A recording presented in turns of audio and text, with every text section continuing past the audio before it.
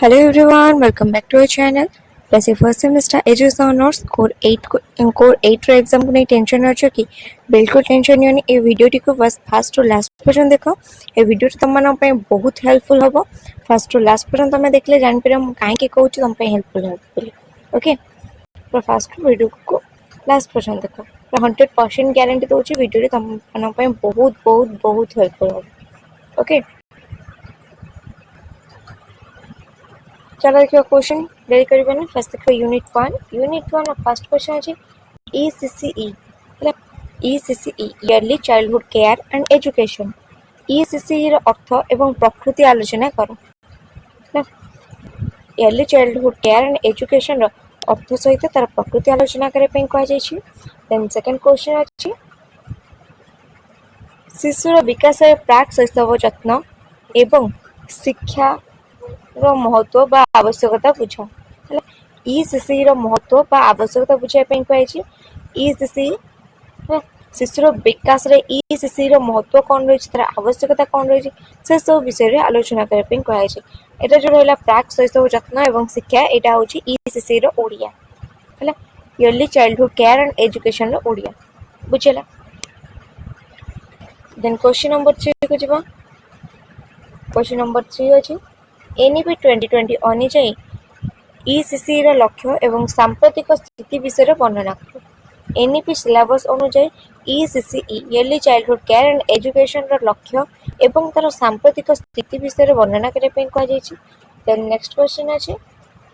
एक सामग्रिक विकास क्षेत्र रे ECCE किपरि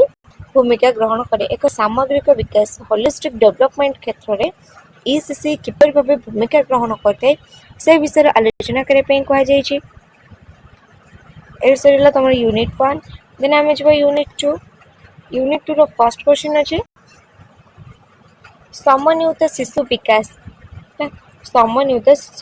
योजना रो मुख्य उद्देश्य एवं यह द्वारा प्रदान करा जाउथिया विभिन्न सेवा गुड़िक विषय रे विस्तृत आलोचना करो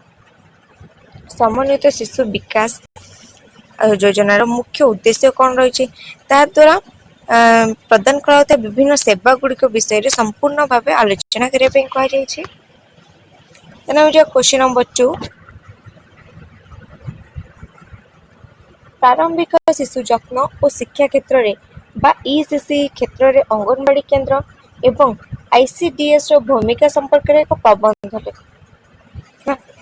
ECCE क्षेत्र रे अंगनवाड़ी केंद्र रो भूमिका कोन रही ICDS रो भूमिका कोन रही से विषय लिखिया पे कह जाय छी देन अछि क्वेश्चन नंबर 3 जातीय शिक्षा नीति 1986 एवं कार्यकारी योजना POA 1992 रे ECCE रो विकास पई केउ सुपारिश मान करा जायतले ताको विश्लेषण करो जातीय शिक्षा नीति केते ना 1986 एवं कार्यकारी योजना POA केबे इतला ना 1992 के मन रखिबो एदिटा ECCE रो विकास पई केउ सुपारिश मान करा जायतला से विषय विश्लेषण करबा पई कह जाय छी देन अछि क्वेश्चन नंबर 4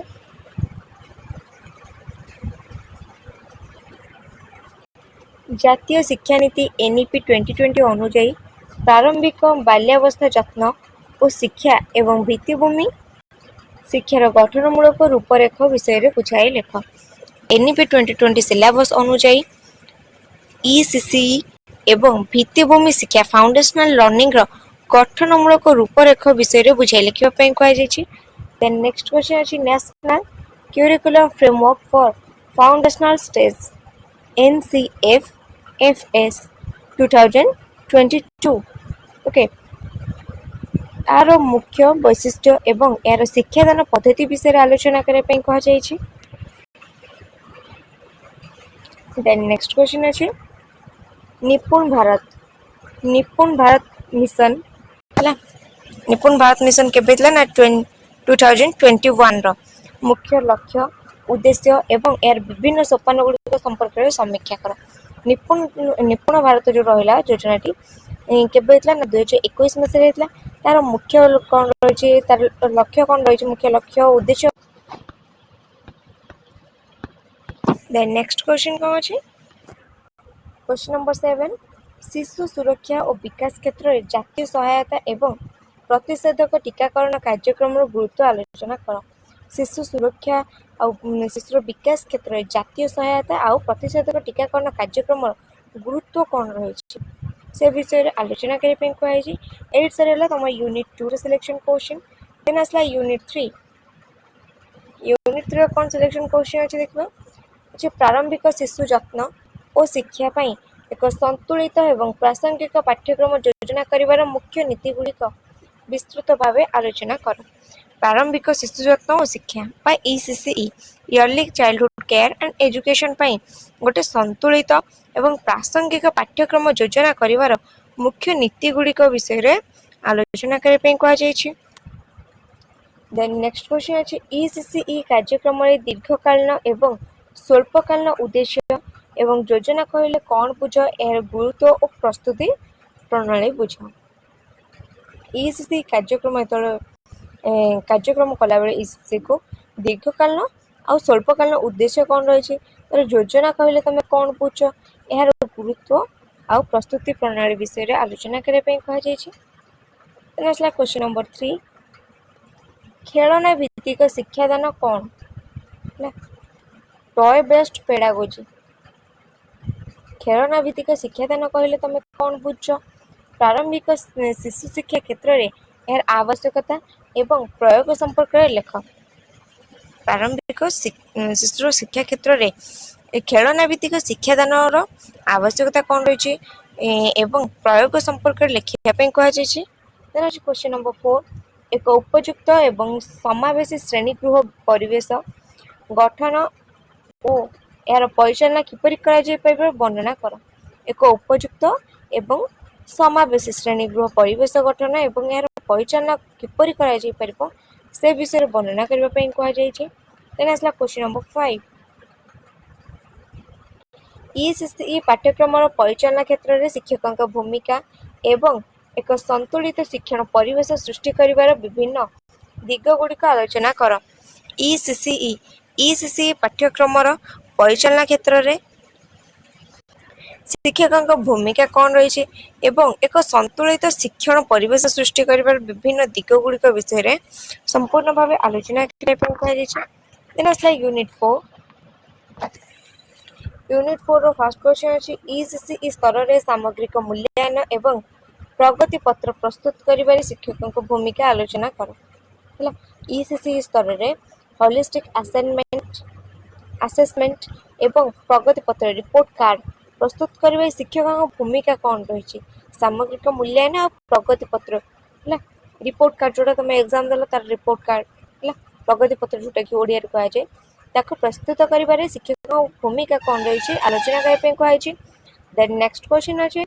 शिशुर जत्न एवं शिक्षण प्रक्रिया पितामाता एवं परिवार सहित भागीदार गुरुत्व बुझ। शिशुर जत्न एवं शिक्षण प्रक्रिया पितामाता एवं परिवार सहित भागीदारी पार्टनरशिप गुरुत्व कौन से विषय आलोचना करने कहुई।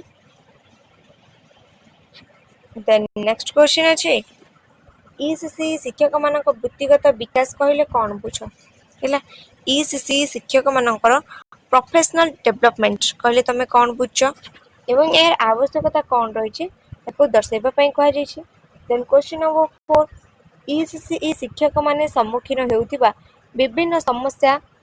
संपर्क में विस्तृत विवरणी प्रदान कर। विभिन्न समस्या का स्वायत्तता प्रशासनिक एवं पितामाता और समुदाय संपर्क। ECCE early childhood care and education शिक्षक मैंने कौन कौन सम्मुखीन होते विभिन्न प्रकार समस्या कौन समस्या ना स्वायत्तता प्रशासनिक एवं पितामाता और समुदाय सह संपर्क विषय में विस्तृत भाव विवरण प्रदान करने कहुई। आसला क्वेश्चन नंबर 5 जोटा कि तुम अच्छे लास्ट क्वेश्चन जातीय शिक्षा नीति NEP 2020 अनुଯାयी